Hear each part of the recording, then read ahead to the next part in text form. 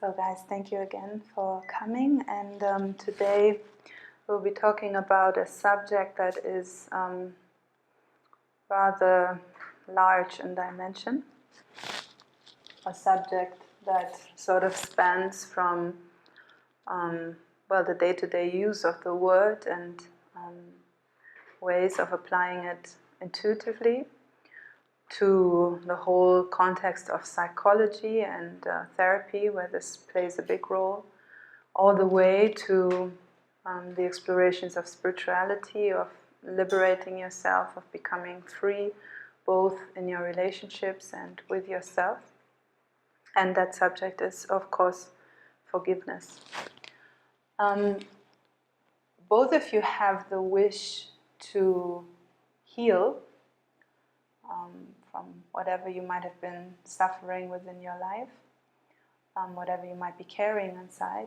If you have the wish to liberate yourself, to become enlightened, to walk the path, and especially the path of Tantra that remains in engagement with the world and that addresses the residues of worldly interactions within ourselves and addresses the being in the world. Forgiveness is an absolutely essential notion to wrap your head around, and even more important, wrap your heart around. You could say that in a way, forgiveness is a universal mechanism. And you might find that forgiveness is definitely something that many different traditions and spiritual paths do talk about or do embrace in one way or another. This idea of letting go of the stories that we have in our minds, that we carry around, some of them since childhood, some of them for many lives. The whole process of purifying ourselves from those stories is very intimately linked with the energy of forgiveness.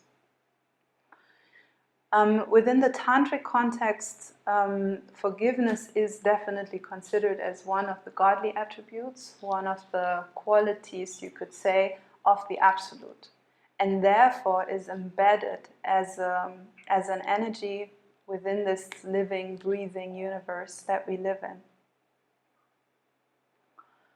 If you just contemplate from a spiritual viewpoint the concept of action and reaction, the concept of cause and effect, or how we call it maybe a bit more elaborately, the law of karma, which we also have been talking about a few weeks back. The law of karma within this universe is at work, obviously, for each and everyone who remains contained within the stories, within the timeline, within the things they have learned from the past and anticipate for the future. But the law of karma is by far not understood as something that you can't remove yourself from. The whole process of becoming enlightened is the process of removing yourself from karma, removing yourself from these preset stories that you have within your mind. If you look at the universe from this viewpoint of that you have the ability, the capacity to remove yourself from karma, or even just the idea that there is such a thing like grace, that there is something that can sort of lift you out the position that you had so far, it becomes very evident that there must be a universal mechanism that allows for that. A mechanism that allows to shift from who you've been so far to something utterly different. One of the ground principles in Tantra that we've already been mentioning and speaking about quite a bit is the principle of transformation, the capacity to continuously change, to continuously update, to continuously evolve towards a better and a better and a better version of yourself. If the universe would be purely built on resonances, on vibing with who you were before, transformation wouldn't be possible. How would you move from who you've been so far to a new edition of yourself? It wouldn't work. But there is a force that we call grace that is very much built upon this idea of being forgiven, being excused for what choices you've made this far. When meditating upon the universal forgiveness, I had once a very interesting state supported by our spiritual guide. And it was this very clear awareness that sort of seems obvious when you hear it and repeat it maybe in thought. But it was a very palpable experience how everything that is done wrong within this universe, everything that is going against the, let's say, dharma, against the integration of each being into the flow of life, every mistake, if we will, even if it was repeated thousands of times, only has to be rectified once, as in once you get the point inside of your inner world and shift from the attitude that was separative before, that was maybe contradictory to your values, to your virtues, you then make once the choice to change your perspective, you will be forgiven all those past mistakes. You don't have to make this change of perspective 1,000 times. You make this change of perspective once, and that's it. You are forgiven all the crazy stuff that you might have been doing before.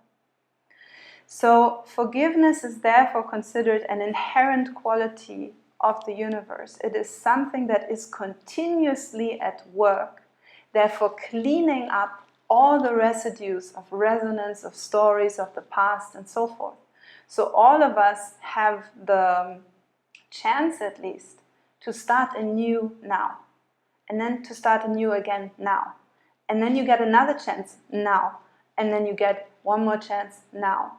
And you're continuously given this possibility to choose something else than you did before.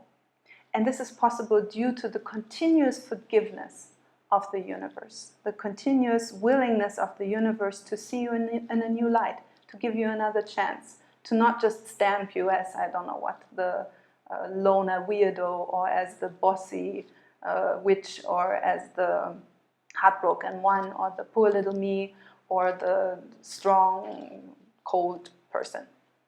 You have the chance to redefine yourself in any moment, all the time. And that this is possible shows that forgiveness is a quality that is accessible all the time, and that it is an inherent mechanism of the universe that is not just doing some little stuff, but it is actually an overlaying mechanism that even defies other mechanisms, like, for example, resonance. You've been resonating, you've been vibing, you've been telling yourself the story of sadness your whole life. It can be defied by the universal grace, the universal forgiveness. You can now start vibing with something else if you so choose. So you could say that forgiveness is this energy that allows for a complete tabula rasa, that allows for a cutting of all the stories and hooks and harpooners you have been shooting out to define yourself in one way or another. And as much as the idea of forgiveness is very often understood mainly in the context of relationships, of, okay, somebody did something wrong to me and now I need to forgive them. This is sort of like a bit of a value that we maybe have as a society, that it's good to forgive and to say, all right, yeah, you didn't mean it, okay, let's continue.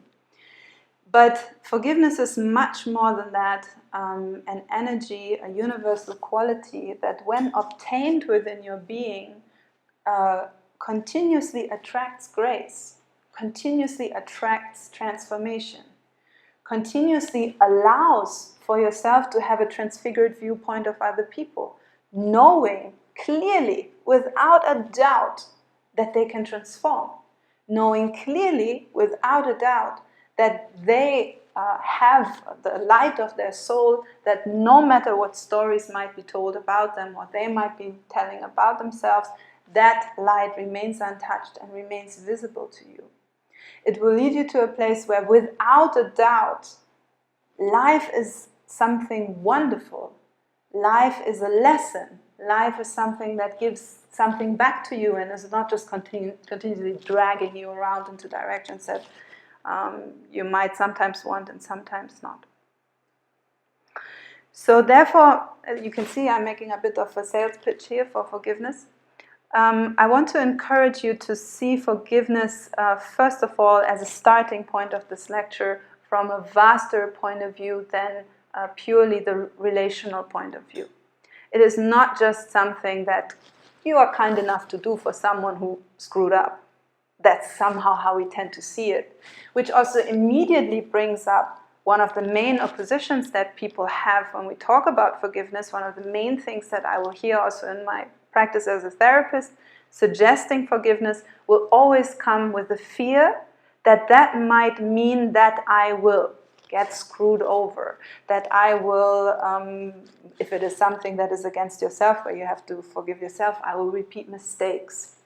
That there's sort of a possibility of maybe stagnancy or regression when we forgive.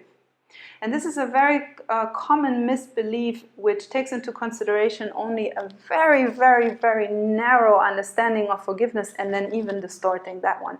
So I would like you to have a larger viewpoint upon forgiveness, understanding it as a universal energy, a universal quality, even a universal mechanism that allows the world to continuously renew itself, that allows evolution, that allows, it's like a universal cleanup system, where continuously whatever doesn't serve anymore is just vacuumed into forgiveness. And that's it. We don't have to deal with it anymore. The vacuum cleaner came, it's done. We don't have to return to the story another 5 weeks, 10 weeks, 20 years later. But we are done with that resonance. We are done with that story. We are done with that version of ourselves. And now updating into something new. So if you can see it, first of all, as a soul quality, it will be much more inviting for you to actually deal with forgiveness and try to transform into a direction of active forgiveness. When we come to a bit more of a, let's say, day-to-day understanding of forgiveness, the major point that I want to encourage you to contemplate is the necessity of forgiveness in the transformational processes of healing. If you would want to heal yourself, meaning you are growing from a wounded version of yourself, a wounded story of yourself, into a new story, a new version of yourself that is free of that wound, free of that which happened, and now I will have to carry it around either as a grudge or as a guilt continuously and let it sort of weigh on me. Forgiveness, when really acquired as an energy, as a resonance inside, will allow you to come to this lightness of cutting those strings, cutting those hooks that you might have built for yourself. A place where you can see this at work, probably the most obvious and also something that is sort of shown in pop culture and so forth, is the forgiveness within the couple relationship. Okay, well, it's all difficult, it's all hard, and we grind through stuff, and then there comes the moment, okay, we decide, that's it, we let it go, we forgive. Now the couple can start a new happy ending. We have a whole fantasy of what is going to happen next. Very wonderful. So obviously the same happens within any relationship within your life where you would apply forgiveness, where you would come to a place of ending the story of how it has been this far and opening a new chapter. But the same is true also for yourself. When you end the story that you have with yourself and let that go and allow a space to recreate something new inside of you. In this way you could say that the energy of forgiveness is an energy that allows you very directly to surpass self-imposed limits.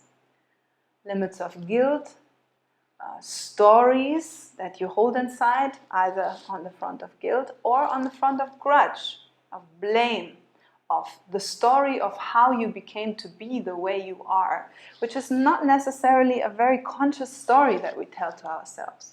It is much rather a story of reactivity to the past. From a viewpoint of psychology, once you get a bit deeper into the, let's say, research of at least what we know up to now in some 70 years of systematic research within psychology, the being is seen as a product of reactivity. And I mean, this is not just necessarily a label that we slap upon them and we say, no, excuse me, I'm spiritual, for me these things are not true. Unfortunately, that's not how it works. For you also gravity is true, and for you also certain relational patterns that you formed in your early childhood are true. They are simply coming about as we live in the way that we live within this, or on this planet right now. So the person that then will call themselves the grown-up person is actually many times subordinated to a lot of pattern behaviors of what it has learned through relationships in the early childhood. Then, of course, if you come to the spiritual realm, you don't necessarily now have to go to therapy forever, but of course you can speed up the processes of undoing these stories of yourself, undoing the reactivity towards the past by spiritual means, through spiritual practice, which is very often an extremely efficient tool that I definitely recommend to use. Nevertheless, it is good to understand that to a degree, without wanting to sound too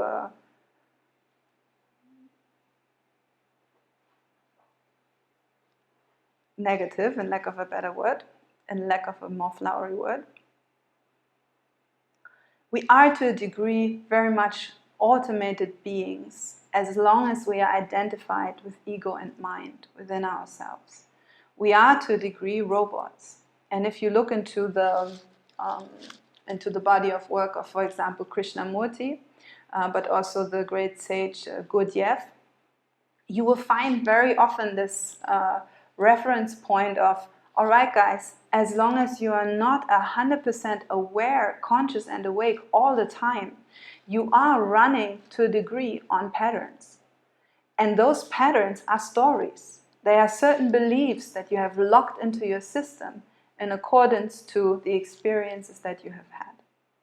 And forgiveness is the energy that is sort of like a screwdriver undoing those stories and allowing them gradually to be let go of. At least it helps in this process tremendously.